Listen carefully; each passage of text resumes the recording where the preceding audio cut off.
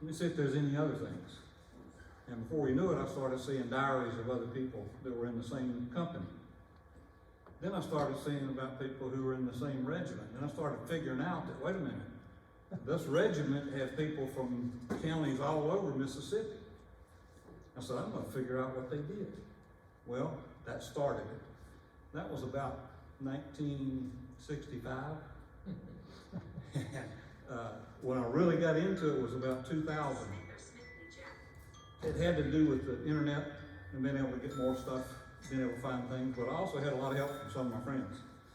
They said, I've got some letters from my uncle. Or I have a brother-in-law that knows a guy who has a diary. And so that's what happened, is that I started grabbing these diaries and connecting them to people. And one of the things that the whole book's about is what's called the connection. And I don't know if you've ever heard that before. In old letters, a lot of times they would start out by saying, I hope all is well with you and all the connections. Y'all ever heard that before? The connections were anybody that you knew. Some of it was family, some of it was friends, some of it was somebody related to somebody. But they were all connected. And I said, now I understand why they stuck together. Well, these guys were from southwest Mississippi. And if you can picture the state of Mississippi where it kind of goes over Louisiana, comes down like this and goes over Louisiana. And that corner down there between Natchez and Baton Rouge area, Louisiana, there were about 12 counties. And these guys all came from those.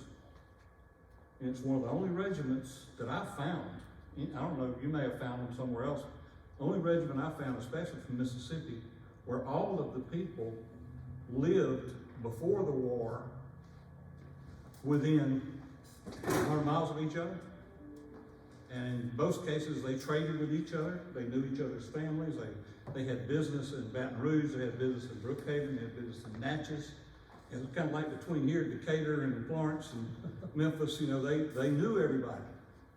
Well, most regiments, you'd have guys from Mobile in the same regiment as guys from up here. They never had any connection before they got into the company or into the regiment. Well, these guys knew each other ahead of time. But they came together in the summer of '61. And at that time, there were independent regiments, companies of men that were raised in each county. They were called volunteers.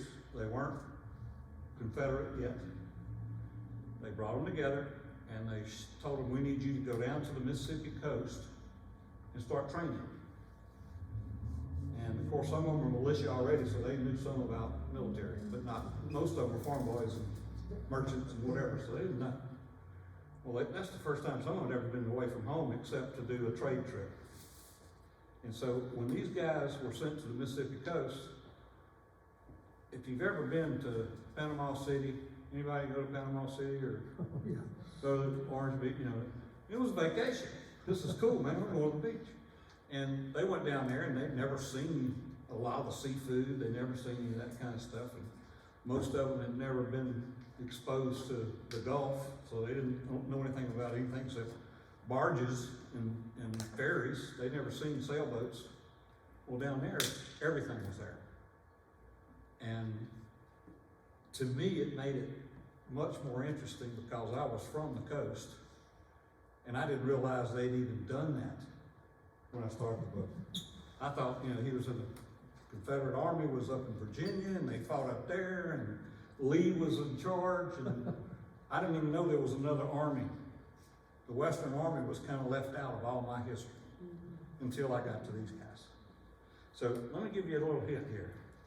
I got some pictures of some of the folks that were in it. Almost every one of these guys wrote either a letter or a letter was sent to them by their wife, or there was a diary with their name mentioned in it. This guy right here, they call him Frank. He's a cousin of mine, which I didn't even know was my cousin. I mean, when you start going back far enough, everybody in South Mississippi is related to you, if you've been there more than about 40 years. So they're all, well, he ended up being in a company that was raised around what's called a mid-county. They were called the Mid Rifles, Company C, and his claim to fame was when he was at Shiloh, one of the letters he wrote home was describing being a sharpshooter. And to me, a sharpshooter was just anybody that was good. I didn't realize they were a separate group of guys. Well, these guys were handpicked. The baddest, the worst, the meanest, the toughest, the best scouts, the best guys that could do the baddest stuff. Well, he was talking about how when they got into Shiloh, they didn't just charge. They were fighting like Indians. So they were behind bushes, they were behind trees. The Yankees were lined up and they were hiding and shooting. He said that's the advantage we had. He said, he even mentioned one guy who was in one of the other companies. He said, I saw him climb a tree 300 yards in front of the brigade, 300 yards now, and he shot a Yankee. And when he wrote it in the letter, he said he wrote it and pointed it at his forehead. And wrote it out, pointed at his forehead between his eyes. Wow. From 300 yards. And I said, now that's a bad guy. That's a good shot. I mean, I don't know how, I can't remember exactly how I wrote it, but it said you could tell he was writing it. He put it right between his eyes. And he said another guy, he was a big old Yankee, big old bluebill, he called him. And we had already had about 7 charges that day. The 7th Mississippi on the first day of Shiloh charged 7 times. 3 of them were bayonet charges. They fought at the Hornet's Nest. They were there. That's one of the reasons the brigade was later called the High Pressure Brigade by Bragg, because the 7th, especially in the 10th and the 9th Mississippi, never failed to charge when they were told to, and never gave ground. They always went forward. So that's why they were called High Pressure Brigade. Well, they had already been through 7 charges, and he said, I was tired, I know he was, but I was faster. And I got him right between one of those suspenders crossing the back. He didn't go any further. And I said, man, that's some bloodthirsty stuff I'm reading here. These guys were animals.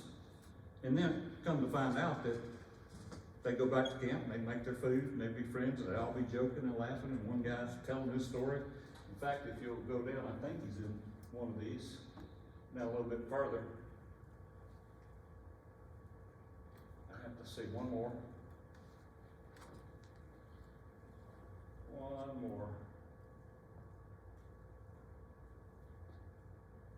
Jobius Mythius Foxworth. His diary described the whole events on the Mississippi Gulf Coast almost day to day. And when he got to Shiloh, one of the stories he told that was funny.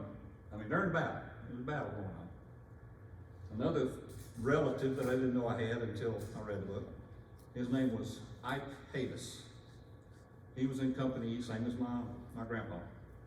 And during one of the charges, while they were going up the hill, he tripped. Ike did. And he said he rolled back down the hill, and everybody stopped in the charge and watched him roll down the hill. And all laughed, and then he got up and we kept going. Now, can you imagine during a battle? Here's a guy that just fell down and started rolling, and everybody stopped the battle to watch him fall down the hill.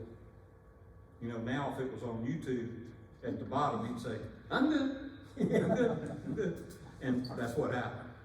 Well, as they went from there to Shiloh, they didn't know when they left to go to Shiloh, beginning of the war, they didn't know what was going to happen. They'd only seen one dead Yankee, and he was a dead sailor. And the story behind that was one of the guys tells that they were out on shrimp boats and oyster boats, and they were spying. They were spying on the Yankees, and they caught some of these boats. What they did, they put the Confederate flag up on one of the Yankee boats. And when the oyster boat guy said, hey, let's go over there, they captured them all. And they were making them follow them back. They were going to take them to Ship Island where the headquarters were. And as they were going, they were acting like their boat was messed up and the rudder wasn't working. And the guy's telling the story about it. Said, we just said, I don't want to go with him. And he said, why did you not want to go with him? He said, one of those guys, and they were Dutch or German, they said that they were going to take us back and make us eunuchs. And when I read that, I went, I'm going with those guys. And I said, that's pretty irrational. I don't think that's right.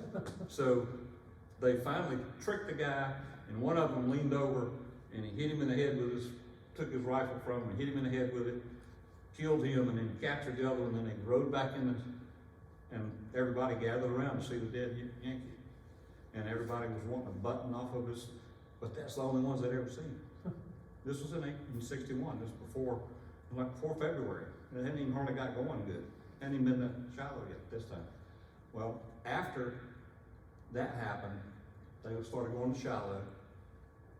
On the way, and this happened 3 times during the war. This is what we talked about. They had a train wreck. Now, you don't think about a train wreck the way we do now with big engines crashing and all that, but back then, when they crashed, it was steam engines in the dark, in the fog, wooden boxcars. And when they hit it, just exploded and shattered. They had 28 men killed, and I don't know how many wounded. And in fact, that was the most people killed in one day in the whole war from this regiment, the entire regiment. Chickamauga, Shiloh, all of them, never had that many people. And they talked about it, how they had guys laid out here, and they took some back to New Orleans, and it really hit them. Said, this is serious. And so when they went to Shiloh, they weren't sure about going into battle. But I think when they started talking about it among themselves, they basically said, I'm not going to not go, because if I don't go, I'll never be able to go home. The people back home will never, ever let me go back home. So when they did fine. They did Shiloh, they performed well. Everybody liked what they'd done. After Shiloh, they moved to Corinth.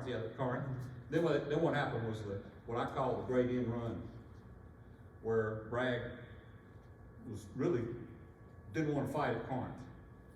So he took the whole army and took them down the railroad to Mobile and up to Chattanooga and behind them to get into Kentucky. And little known, but all the artillery, they all went cross country. They went through what's called Sugar Valley. You know what that is? Birmingham. Went that way. So they met up around Chattanooga. On that trip, they had a train wreck in Greenville, Alabama. And one of the guys that tells the story is George Lee. He's on the one before this. George Lee talks about, I had been through the train wreck down in Louisiana. And when I saw that other train coming, I was able to jump off and just sprain my ankle. Because they were on flat cars, so they could see it coming. He knew to get off when he saw that other train coming. And they only lost one guy now. I don't know if George is on that page.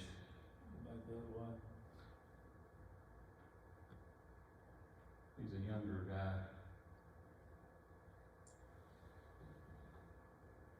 That's all right. I'm fine. Go, keep going. What he did was, after they got to Chickamauga, George started riding back and forth back home. His dad rode him all the time. He had a servant with him, his name was Kemp. And Kemp became very important in the story later, because Kemp had been raised with him and had been with him ever since he was a boy. Well, after going to several battles and making 7 or 8 trips home, Kemp always came back. He brought food, he brought clothes, he'd take letters home and bring them back. He went from Tennessee to Mississippi, he went from Georgia to Mississippi, from Kentucky to Mississippi, and Tennessee again, and Georgia again. That's dedication. Well, after they went up there to Tennessee, they went into Murfreesboro, and that's when George finally got his bad wound and got knocked out there. In fact, he talked about it, and it's an example of, here's people crossing an open field, full bore running, cold, they've been out in the ice and rain for like 4 days, couldn't cook a fire, couldn't have a fire, they were cold and hungry. He said some of the guys that were on vedette duty, which is the furthest out, y'all know what a vedette, he's like the last guy on the picket, he's way out there. Some of those guys had to be carried back because they were so cold, they couldn't walk, so they brought them back. Well, when they went across that field, he said, I remember the shell that hit me also hit Colonel Russ and also my buddy Willie. And Willie let out a yell. And the captain got hit at the same time, and I went down. He said, but I got shot at more after I fell while I was trying to retreat, and it was coming from both directions. He said, during the charge, I wasn't scared, but trying to get off that field was scary. Well, after that, these guys became pretty much hardened to the fight, but they never stopped having fun. There's one fella, and if he's not on that page, he's on the next one. He's a little guy named Roberts. Roberts? Yeah, Roberts. John Franklin Roberts. Where is he? One more, I think. He's got a little bitty goggle eyes, glasses. There you go. Got him? Does not look like a soldier. Y'all see him? I mean, we were talking earlier, I said, you know, here's a guy that wrote probably as good a diary as Sam Watkins. Does any of you know about Sam Watkins? Oh, yeah, Company H. Company H. Well, this guy's diary is probably funnier, maybe not as grammatically correct, but he had some of the best stories of all, man. I said, you know, he never talks about being in a battle. He always talks about camp and retreats and stuff like that. I said, no wonder he had time to write. He was always not where the fighting was, and he was a prisoner. He got captured at Shiloh, so he had already been a prisoner, so he had time to write about that. And then he came back down here. Well, he talked about when he was on picket duty was the only time he got to eat what he liked. And one of the things he talked about, and it was probably when they were over by, I think Bridgeport, the first time they came through. He said, I went out and I found a whole field of corn, kind of in silken ears. And I just kind of went up and grabbed me a couple of those off and sat down in the field and ate them kind of coon-like. He said, that was some of the best corn I ever had. He said, then on the way back to the camp, a couple of pumpkins kind of stuck to my fingers. So we had pumpkin pie on the way. And he said, he also had an eye for good-looking women, or women in general. And he said, I wasn't really good at much, but I could fix a clock. And I found this one family, and they gave me some potatoes and some chicken, and I said I'd fix their clock. And they happened to have two pretty girls that lived there. It took me a long time to fix that clock. I went back several times before I finally got it fixed. And he said they would always say, why aren't you eating? You just keep looking over here. He said, I just had never had this sight before. I've got these two beautiful women. And then later on he said, and then I was riding by camp one day, and this woman, I think she was a woman, riding on a horse, on the back of a cavalry horse. She may have been a prisoner, or she may have been capturing another guy. I don't know who was who. But when I looked at her, I had a pain in my eye. It just hurt my eye so bad when I saw her. I said, okay, buddy. He said, you're getting off the track here. He said, also when he got up to, after Murfreesboro, when they were coming back through Shelbyville and all, he was the best describer of the retreat from Shelbyville back down to Bridgeport and all. And he said, if you've never seen a wagon fly before, these wagons were flying. There was stuff strewn everywhere. Said they left so much corn and so many barrels of this and that. He said, and I barely made it to catch on the last buggy. But I did get out of there because he had been left behind like 4 times. He said he tried to catch up and he never would catch up. Well, George, George Lee wasn't like that. He was the one I told you about that got shot and his buddies were right next to him. When he wrote home, he would write to his dad, he'd write to his sisters, and he would tell stories. And he learned from his cousins who were fighting at Vicksburg, who were fighting in Corinth. They would tell him what they were doing in their part of the army, and he'd tell them what they're doing in theirs. And there were times in this writing of this book that I would get a letter that would say, John Anders, Bill Limpett, and Fred Barnes went home to get clothes for the company to Emmett County, to where they were. And they left on such and such. And I'd get a letter that I'd find in the stack where one of their wives would write that John Anders and Lippett and Barnes just left with the clothes that they came to get, and they're heading back. That's how many letters kind of connected everybody. There were letters that would say so-and-so's dying at home, so-and-so's baby died. And these guys would just be, how can I keep fighting when I'm knowing how bad it is at home? But they would.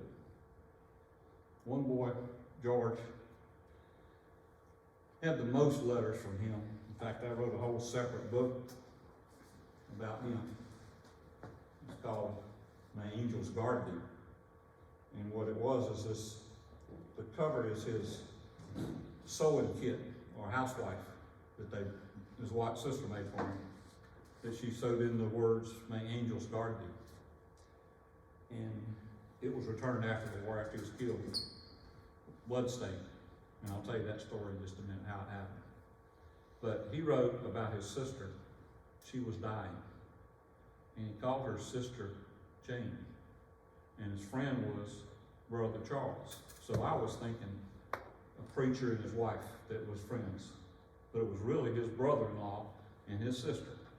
And I didn't find that out until after I found this stuff, because some letters showed back up after I'd finished the book and everything. Well, in one of those letters, he said that I have at least 1,000 times thought about Sister Jane and the fact that I won't see her again. At least 1,000 times. And he never did get to see her again, and she died. He fought on. They all did. These fellows, every one of them had their own story.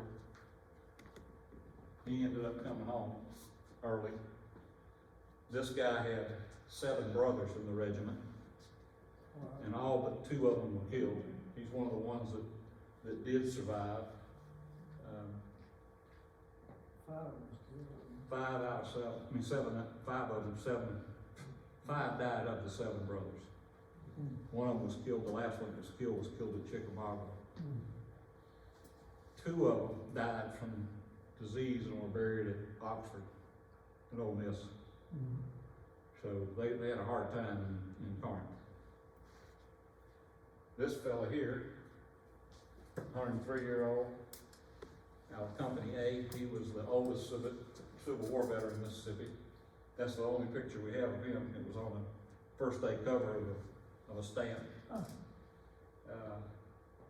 This fella, John Henderson Parker, was he had a brother and a dad in the same company. And what happened was he got wounded, and his dad got wounded. But when his dad got wounded, his dad took his place in his name. All right, so this guy got to go home. But later on, when his dad got wounded again, he went back and took his name. So he's in the regiment twice, under 2 different names, the same guy. But I mean, they didn't care. They knew it was not him. They knew his dad was in there. But they had, they needed the money. Bring him in. You want to do one up? Yeah. The one back? One back or one up, either way. Tell you a little bit about these other guys. This fellow right here, he was the best friend of one of the captains. and worked as a farm helper on this farm. One of the captains, his name was Robinson. He was in Company G. They were called the Good Rifles, the Goody Rifles. And he stayed with them all until the captain got killed and the captain's brother got killed. And he helped get the brother home. And they thought he deserted.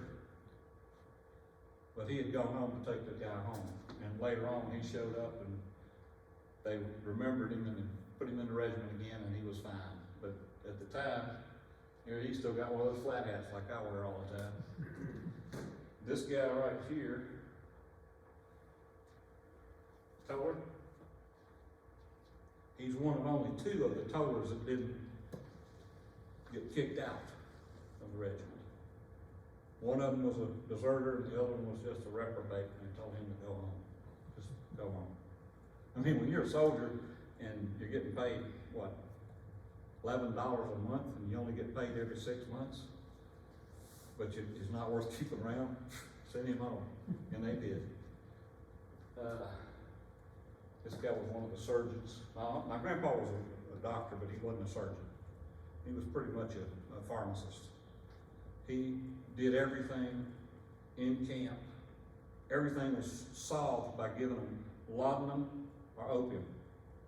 That's all they had. I don't care what it was you had, you're going to get laudanum or opium. And interestingly, his doctorate thesis in South Carolina was on opium. Now, Purdue's where it came from. So he ended up being a pharmacist. This one right here is one of the other Pitman brothers. He's the one that died at Ole Miss. In one of the letters, it always makes me stop.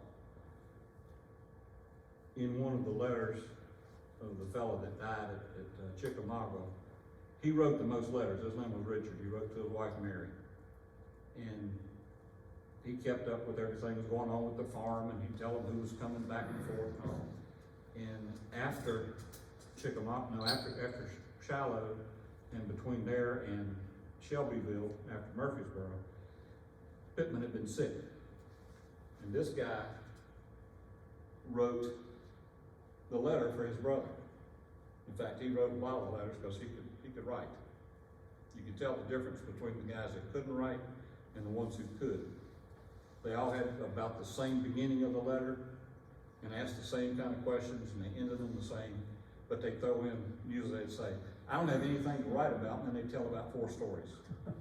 And then, you know, they'd be telling somebody to write it. Well, Enoch was the guy that wrote most of the letters for his brother.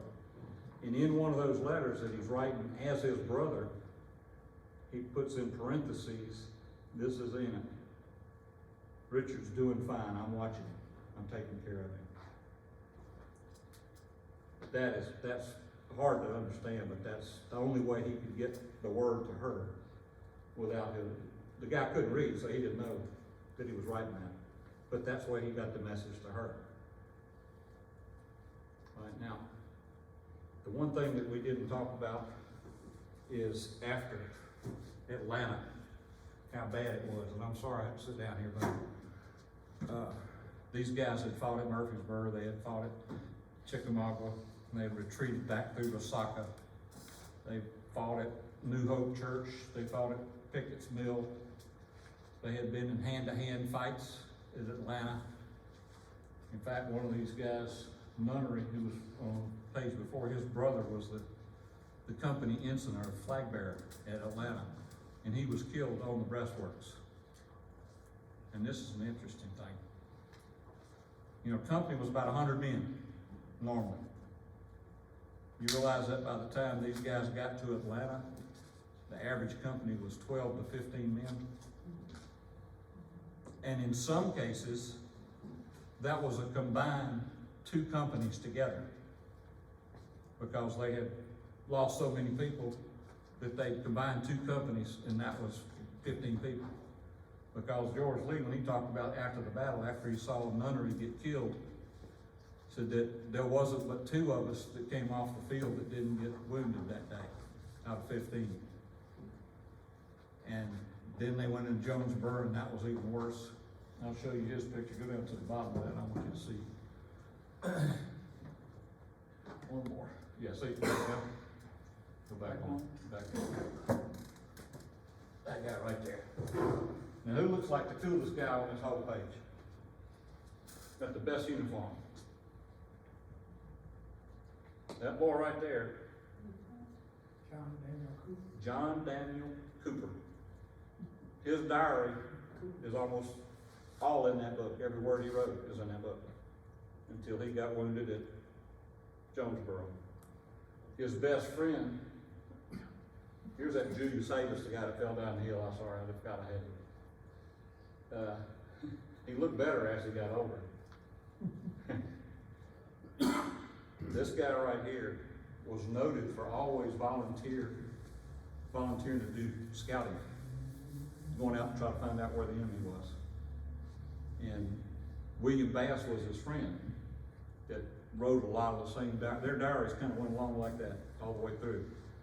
And he said, I never did tell him, but I never did really want to go with him on all those scouts, but he always picked me. And so that's why everybody thought I was brave, I just wasn't gonna get left behind. So they actually, they talk about one night where they got off of their line and went into the Yankee line at New Hope and captured a guy from New York who claimed he was in one regiment, but they weren't there, so it was another regiment. They brought him back to find out where everybody was before the battle of New Hope Church. And he said, I mean, they were right there. I mean, we were right in among them in their line. And I think he said one of them figured out what the password was and we used it. And that guy came up to us and we captured him. And we took him back and General was happy. Then they escaped off the Chattahoochee River the night of, I think it was August 4th or 5th of 64, before the battle.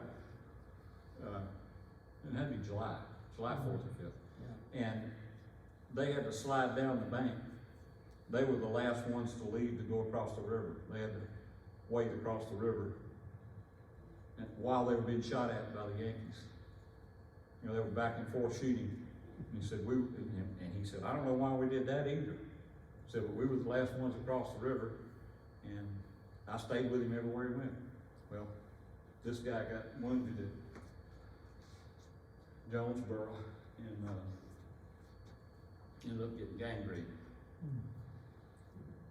He was probably one of the best regimental officers.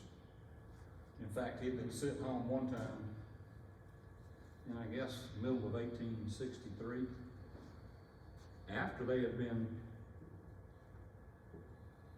before they went into Tennessee, but after they had been in Shelbyville, Illinois.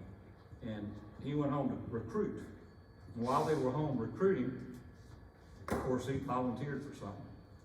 They were trying to catch a bunch of Yankees down there and some deserters. And he had I think he had about 10 or 15 guys with him, just local guys. And there was one lieutenant that had about 4 cavalry with him. And they were going after almost a whole squad of soldiers from the Yankees and deserters. And they knew they couldn't beat them. But when they got close to this particular crossroads in this boggy swamp area, there was a herd of cattle in those woods. And they stampeded the cattle and started the rebel yell, and the Yankees surrendered. They captured them. I mean, they said, wait a minute, what are you doing? There's only 5, 6 of you. And what it was, all those cattle running through that swamp, it sounded like the whole army was coming at him. So he did that, he went home, they burned down everything he had while he was, gone. They burned down his mill, they burned down his barn, they burned down everything he had.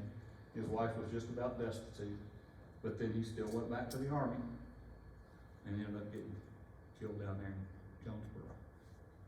Now, these guys were here, they were here the first time when they went through up to Murfreesboro, but this guy didn't make it. He was not in the army anymore. Snap Pitman was gone, this guy was gone. Bryce was there when they came back. This guy was the hero of Shiloh. After the colonel of the regiment hid behind a tree, he took over. He was a lieutenant colonel. And he lived about a month after that and died from something. I don't know what it was. But it took us, we've been looking for his picture for, I don't know, 5 years or 10 years. And the guy said, I know who has that picture. And we finally tracked it down. We got it. He had it in his law office. It was an uncle, nephew, and he posted it. And no sooner had we posted that than a guy says, that's mine. I said, what? He had another copy that he had gotten as part of cleaning out somebody's garage.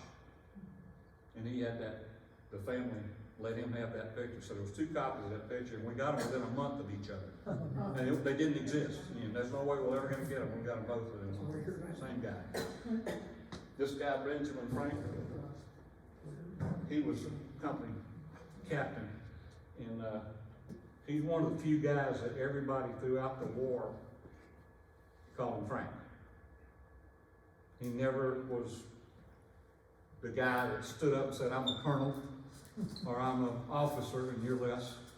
So he said, they would write and say, so-and-so is acting his normal way, he's still thinking he's the best in the world, and Frank's being Frank. He's the last one, he's the only one that's acting like a regular person. He ended up running the 7th and the 9th regiment all the way through. He finally got wounded at Franklin, but he survived it. Now, one more, I'll show you some other guys. This guy right here, all he did was take care of commissary the whole war.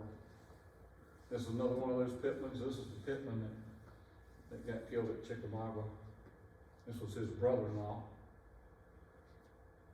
There's one more up if you'll go. The Price brothers. Remember I told you about the boat where they captured the guys on the boat? And they were going to make them into eunuchs?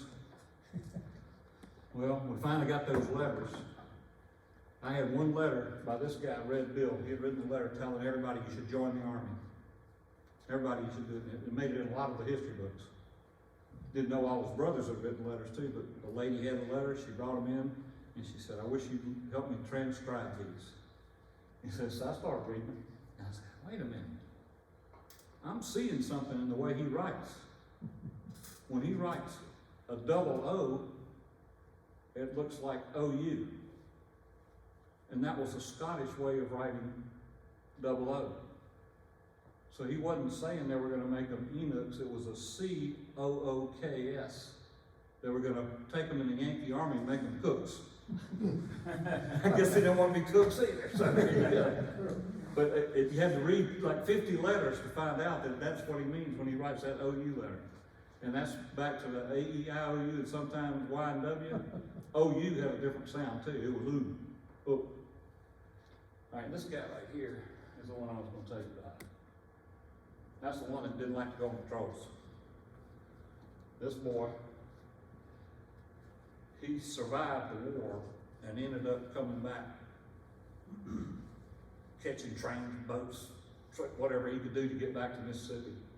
And he got back to Mississippi after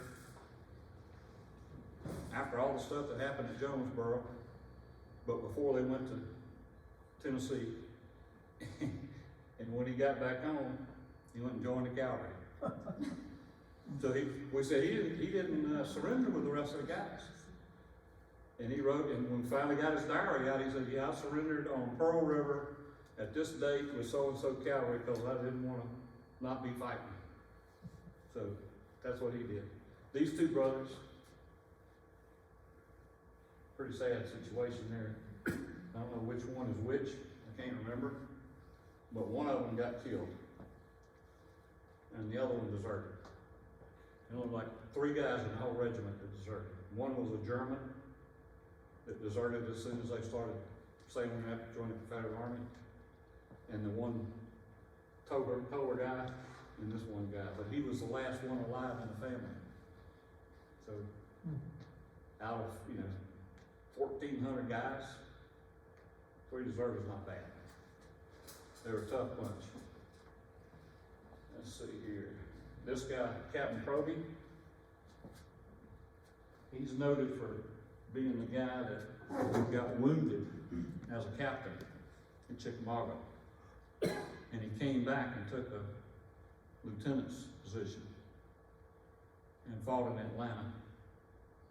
And he was the guy that after Nunnery was shot and stabbed, bayoneted on the breastworks in Atlanta, he carried the flag off the field. Okay? 3 weeks later, he was killed at Ezra Church. So, did he have a chance to go home? He didn't. One more, I think, and I'll show you one more guy. The Ford guy, was he in relation to the? No, the Ford that was the hand guy, which I can talk about next.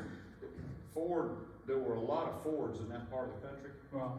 They didn't own any cars at that time, but they were there, and a lot of wagons. But there were a lot of Fords in the company, in the different companies. But the one that lived in Natchez, that we'll talk about, he wasn't related. Okay. Now, this boy over here, young Poindexter Butler, he died of, I guess, soldier's disease or whatever they called it. It could have been anything from dysentery to whatever, but he was married to one of my great-grandfather's first cousins. And when they brought him home, they could tell who he was, but the body was smaller, but they could tell the way his hair was combed. And so they accepted him. Now this flag right here, the one that I have over here is the flag that was lost by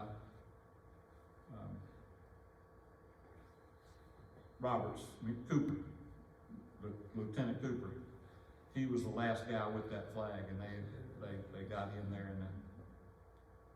and all the habitus. I think Patman Anderson said that the South Mississippi guys were the ones that got the farthest and closest to the enemy.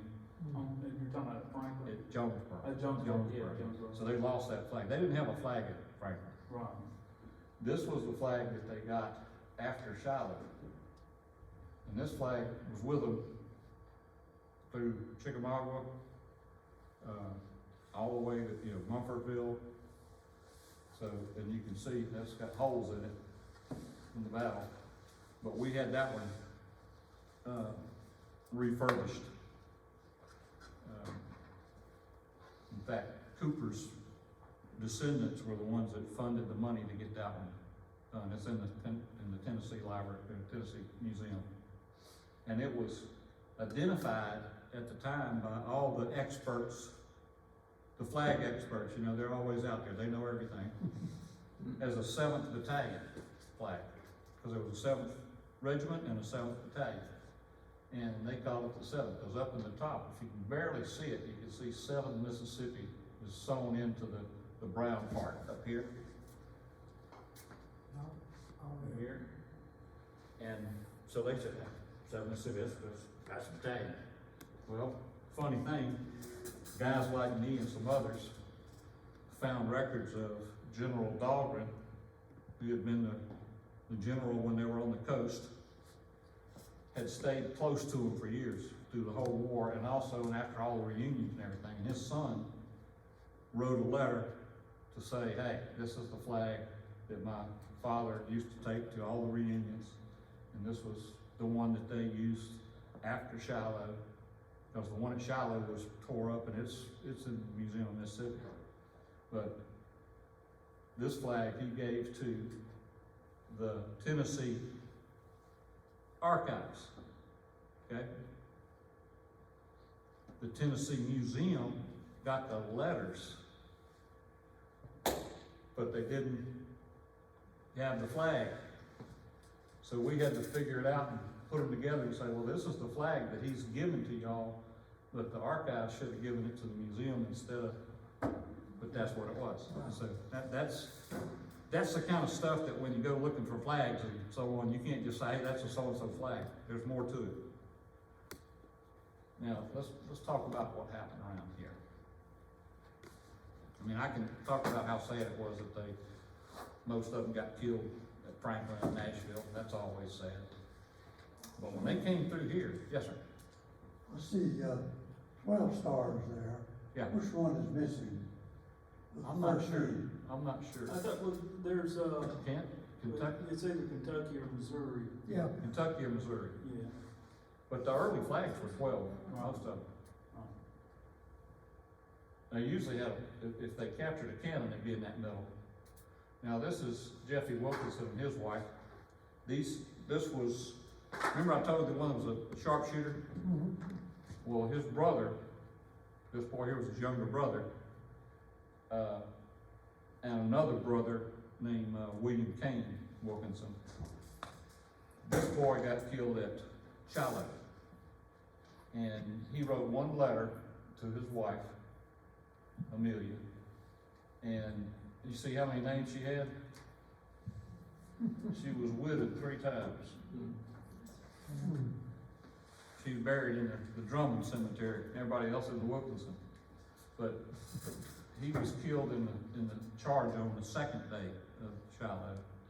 And the brother, Frank, was the one that wrote the letter telling him when he got killed. And his actual descendant has that picture and several others that are still on the wall in the family homes. And I had to find them, find out that they have them. So that's those 2. Now there's a bunch of other, we have pictures of almost all of them with their wives or their kids and family pictures. But when they came up here, this was a different time of the war. After they had left, and fought in Atlanta and pretty much Hood had killed as many as he could down there, he decided, let's go to Tennessee and do some more. So when he left and came through this area, there's 3 or 4 different guys that wrote about how that happened. One of them was a guy named William Davis. He was in the 30th Mississippi. I think you got his picture. Yeah. I'm not sure if I have one of the Davises, but not William. Oh, okay. It's a different Davis. These guys were all 7th Mississippi. Okay, I got it. This guy was in the 30th. The book about him is called O for Dixie. And this is a book that we're gonna let y'all decide if you wanna buy them again. The author he didn't ever want to sell another book. He quit at about 200 books. He said, I can't do it anymore. And his daughter wants to get rid of it. So we're gonna see if we can get those online. But he does a diary that covers this area better than anybody I've ever seen. He's got the most entries about each little place they went to. In fact, one of the map that I use is from his book. It talks about staying one night with a blind man. if I Yeah, remember correctly, right? And he ended up getting wounded at Franklin after they were here. And, Where's he from? I'm trying to remember what county he was from. He's Mississippi. Was he a politician before the war? This guy was a William Van Davis. They had a plantation. You see, it may even say it in here. But it was in that same 7-county area, right? No, he was from up north Up Mississippi. north? But he was in a different brigade in the same division. The educated Jefferson Davis. He may have been somehow indirectly, whatever. He had a lot of brothers. He had, They originally born in Alabama, so there you go. Moved to Mississippi after he'd been in Tennessee for a while. Attala County is where he was. I'm not sure exactly where that is. I can't remember. Company D, Attala, Mississippi. Well, should have brought it up if I didn't know the answer. That's fine, he's not the same one I was thinking about. No, there's a Davis, and this one's called A.F. Davis, Augustus Frederick, and thank goodness they called him Fred. there's his picture right there. Yeah, and everybody asked him, why does he have the best looking, sharpest picture? He said, well, that's just the way his picture came out. I mean, when they redid it. Him and Captain Huff, They both had good ones. But the guys, when they came through here, we rode around today, all the different places where they had been. And, when they came across the mountain from Georgia, they came through Somerville and across through Summerton and then. Yeah. Right over the mountain, came across through Decatur and into here. They fought on the 30th of October. In my diaries, it says there was a skirmish, you know, and we beat them. That's all we had. Okay, then on the 5th, it says Sharp's Brigade and Dee's Brigade had a fight with the cavalry, and they beat them. And I have to let my friend fill in the blanks here. But basically, they were here to end the occupation of Florence. They built fortifications to protect Florence. They crossed on the pontoon bridges to go to Tennessee. And on the way back, after Franklin, I could go in, I'm gonna tell you a story about Franklin in just a minute from these guys. On the way back, one of the most daring and craziest things happened. Some guy who was a Yankee cavalry man. And this was on the way up. Yeah, on the way up. Yeah. Yeah, this is in November. Yeah. On the way up, I'm sorry. On the way up in November, it's about the 18th, about 17th, 16th. He was sent down the river to cut the pontoon bridges. So he swam down the river, was gonna cut the bridges. And they tried it several times, and one time they probably did cut a few of them. But the Yankees have been trying to do that, to keep them from crossing. Well, this guy, when he got caught, the guy said, "We're Tucker's Brigade." Hey, I used to be in the 9th Mississippi. I was in the sharpshooters. And one of the guys says, "I know you." He was a deserter that had gone to the Yankees. And he thought because he was a lieutenant that he'd get special treatment. Well, the special treatment he got was he court-martialed, and where was it? Wayland Springs. Wayland Springs, he necktie party. Uh-oh. And 2 or 3 different guys watched it, and one of them, you know, they said that they formed the brigade square, did the death march around, and hung him. The other side of that was one of the guys who was with the Manigault's Brigade, which was part of the same division. It was Dees, Manigault, Brantley, and Sharp. That was the 4 brigades. And this guy was on the court-martial. His name was Colonel Irvin Walker. And he said, "I really felt bad." Or words to these effects. Said, the guy was so brave. I really felt bad that, you know, that we were gonna have to give him the death sentence. And you know that the death sentence was different for different kind of deserters. You knew that? If you just deserted in battle, they'd shoot you. If you deserted and helped the enemy, you got hung. Spies and deserters that helped. I didn't know that until after this book, but it's different. They treat you different. Well, he felt bad about it. And years later, you know, found the story about it, and I really felt bad about it. Well, last year, not even quite, well, a little bit over a year, before our latest coronavirus episode, it was when I was still available to go out and be in the public, I find this letter online that says, "We have a record of a guy that went to the enemy in March of 1864 while they were at Resaca in Rocky Face." That's when he deserted. So he'd been gone since March, and that was all the way, November? Yeah. And the reason I even started looking at him, in Ford's book, it says, we stopped here, we went here, we had watermelon, or we ate corn here, so-and-so got shoes here, Ford hung. That's all it said, Ford hung. Yeah. And I said, I gotta find out who this guy was. So I looked and I said, I can't find anything. Well, some woman was looking online for her relative. And her relative was in the same Yankee cavalry. And his records indicated that he had taken the place of Ford, Lieutenant Ford, who had been captured or lost around November near, you know, Near Florence, yeah. near Florence or Muscle Shoals, wherever he was talking around Shoals Creek, because they had been in cavalry activities. And I said, well, hey, and I got his name, and it was either WT or WF, you know, back when the F's and T's looked alike in script, so you could be either one. So rosters aren't always perfect, but, so I said, okay, we'll check that out. And then I saw the letter, mentioned something about it. I got the story about the court martial, and then a year ago, I get this letter saying, here is the report of the Yankee, what they call them, provost marshals. Yeah.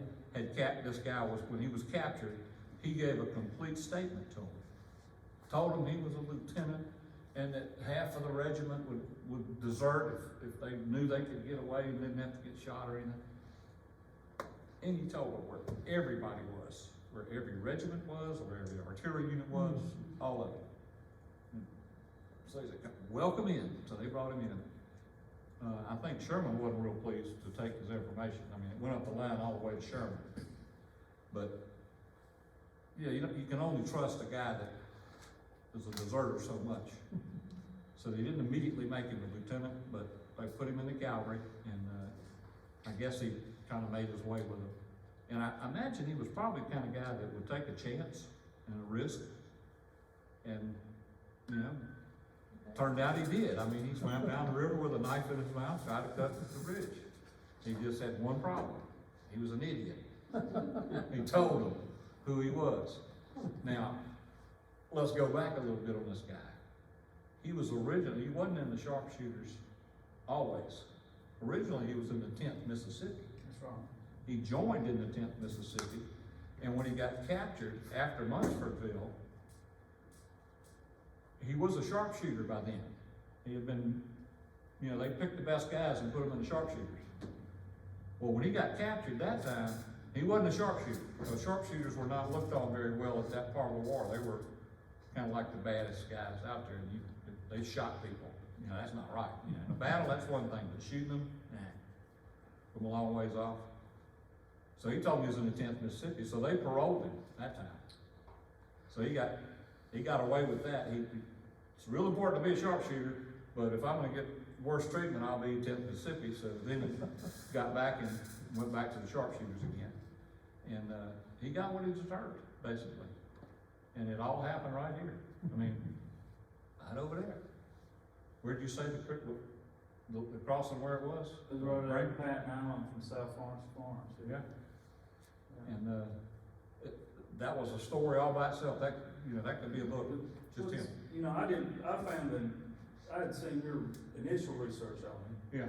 but the letter I found on fold 3, last year, and what amazed me is how accurate. I mean, most soldiers didn't even know close of their own, you know, army, no way they would know it. And he was dead on. If you look at the information from the reports at that time, I mean, you couldn't ask for a better intelligence. Oh man, he pretty much told the story of where all Rosaka.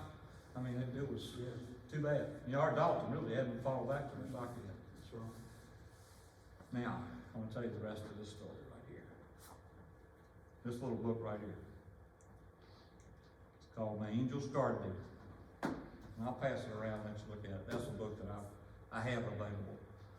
And I'll tell you how that book came about. I'd already written this book, a 2-volume book, footnotes and all kind of stuff, pictures, put it all together, got it printed.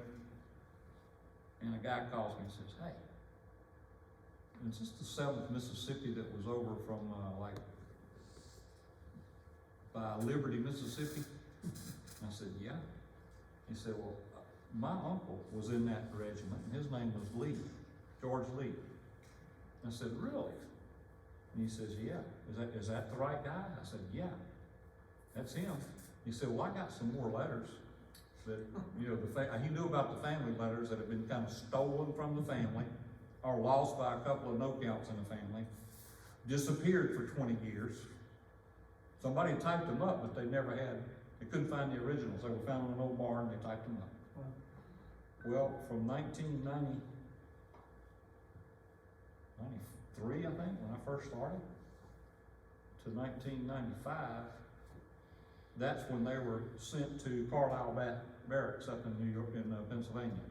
They had the whole collection that whole time. We've been looking for it for 10 years. And it was in a box in the back.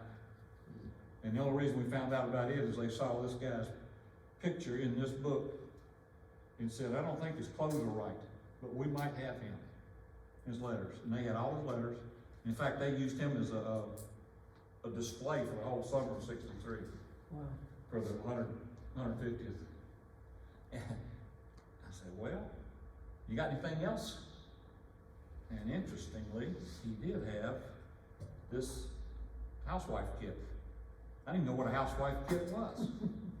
Y'all ever heard of that? Just a sewing kit. You know, they fold it up and put it in there and have needles in it and stuff. So if they need to sew a button on or patch a hole. And his sister had sewn in, really nice, May Angels Guard Thee. And he carried that for the whole war. He'd also carried a prayer book for the whole war. Well, he said, and I have those. I have them right in here. He said, I got something else too. I got these 2 bullets that were from him.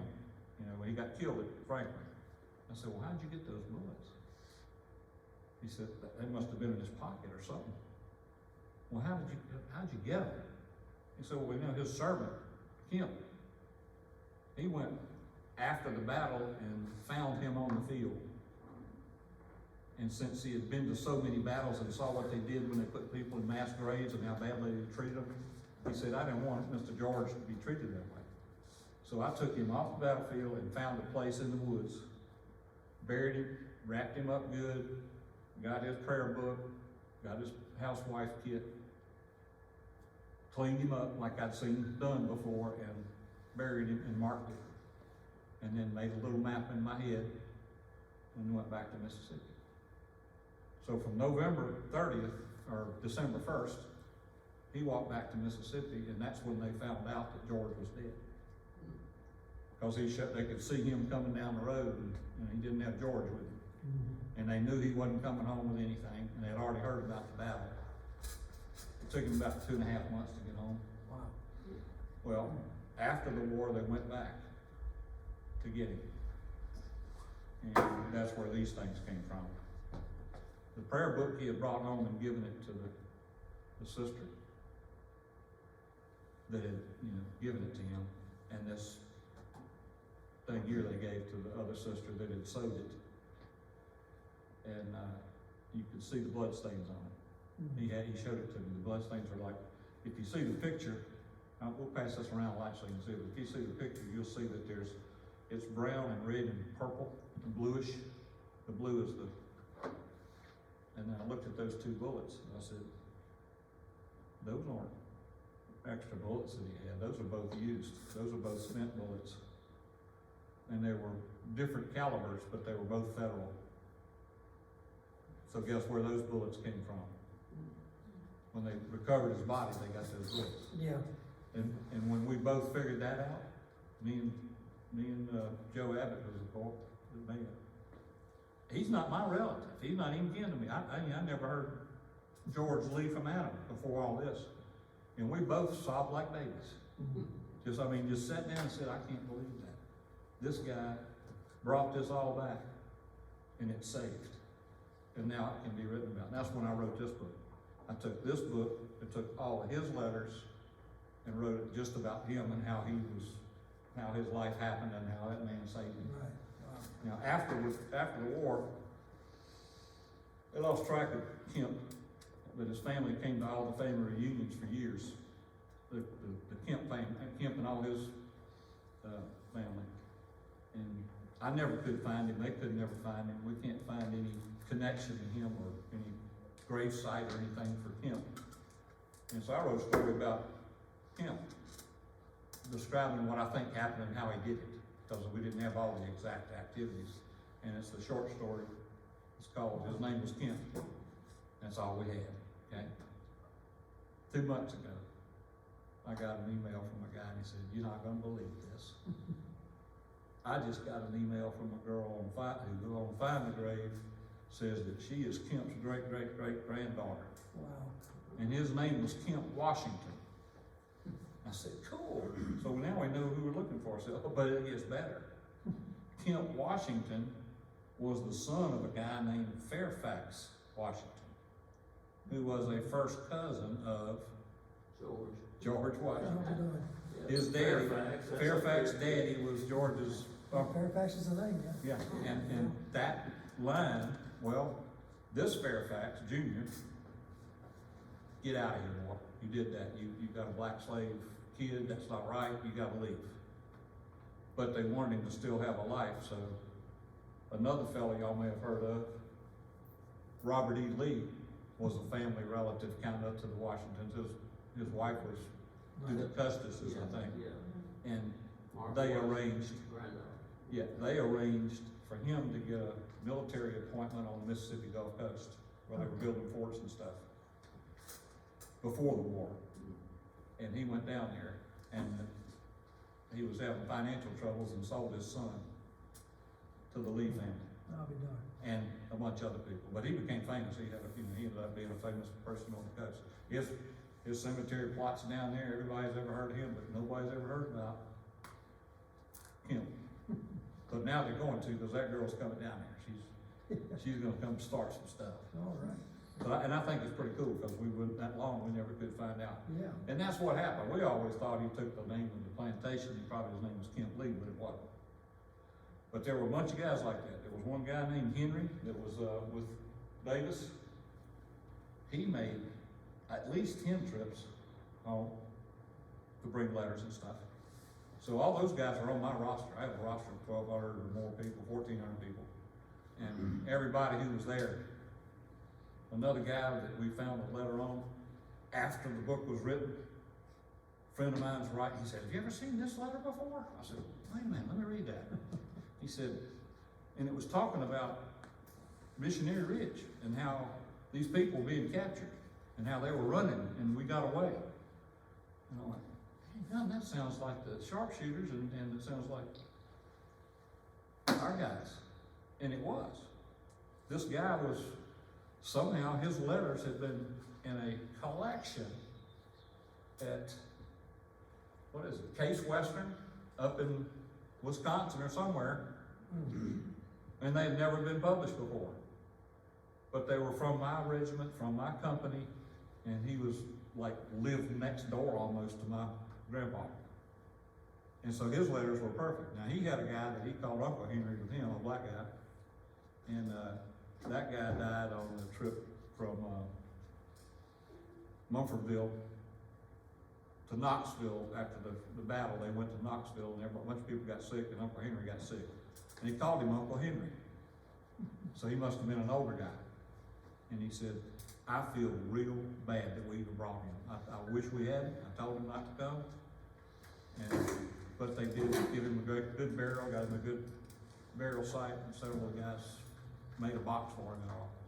But when you read that stuff, it's like, this wasn't just a war, this was people's lives. They were dealing with everything.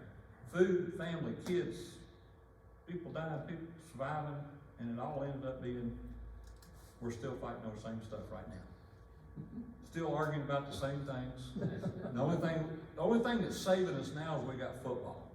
And if we want to go kick some Pennsylvania butt, we go do it, except last Saturday we did. But we can do that. We can carry our flags, we can have bands and the whole bit, but nobody dies.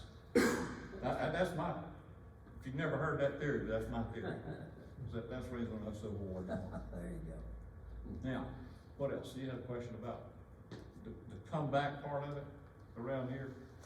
If I mean, you talk more about it than I did, and Well, I mean, the thing is, they were part of the rear guard too. weren't Yeah, they? yeah. They were under Walthall, so they Yeah. fought at Anthony Seal and Yeah. Silver Creek.